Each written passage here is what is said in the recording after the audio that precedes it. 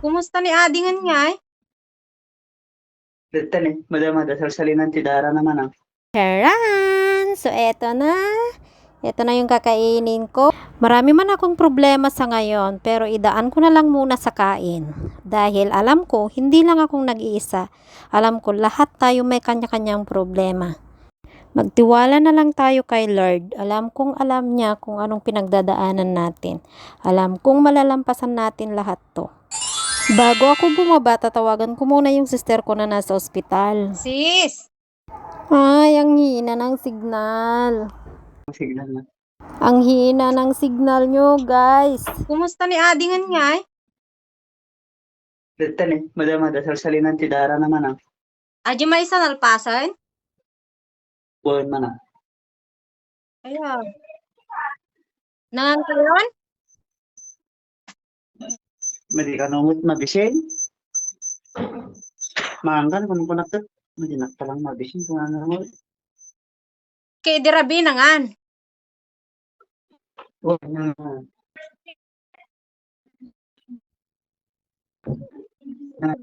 Namigat. Ito na?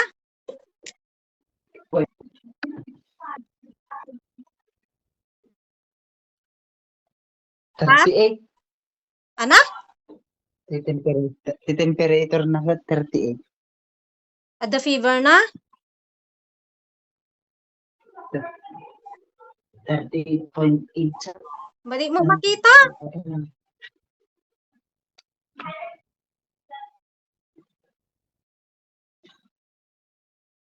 Hmm.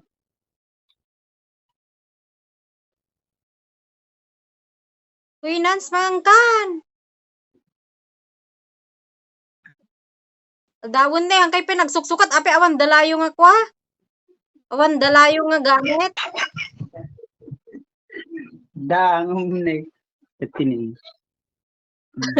Magti ang kay pinagsuksukat.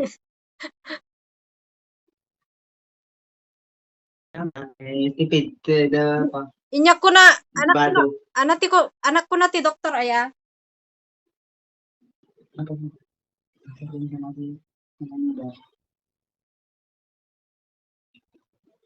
Manang? Anak ko na doktor. No. Dapat iso na ulit. Ha? Dapat iso na ulit. Anak? I-check da ka no pa iso na mo ulit. Itempe pa Nagkina signal ito ayan nyo.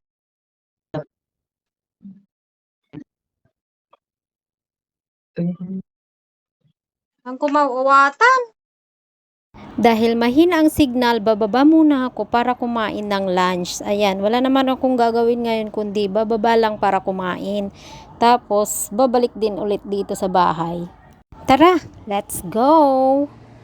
Pagbaba ko, dumaan muna ako sa prutasan para bumili sana ng banana. Kaso ito yung nabili ko, $20, 3 kilo na siya.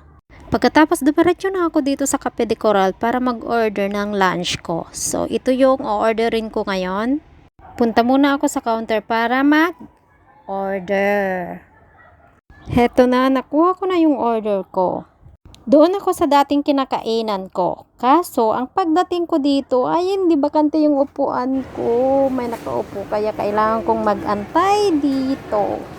After 10 minutes, charan! So, eto na.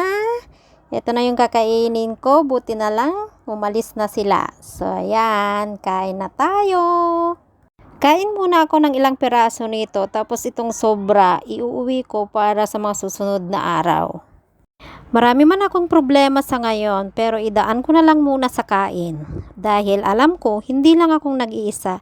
Alam ko, lahat tayo may kanya-kanyang problema. Magtiwala na lang tayo kay Lord. Alam kong alam niya kung anong pinagdadaanan natin. Alam kong malalampasan natin lahat to. Kumain, wagas ha. Gutom yan. Kung makahigop, wagas. Kaloka. May magjowa sa likod ko, oh. Habang inuubos ko tong pagkain ko, tignan nyo, may mga ibang model dyan papunta sa likod ko magpapakuha ng picture.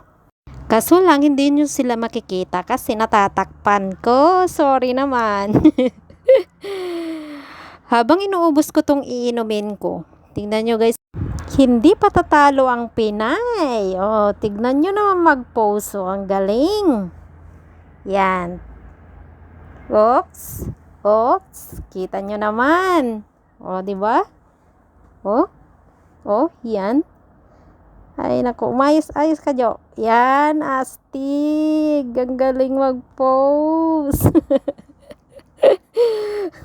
O, di ba? Saan ka pa?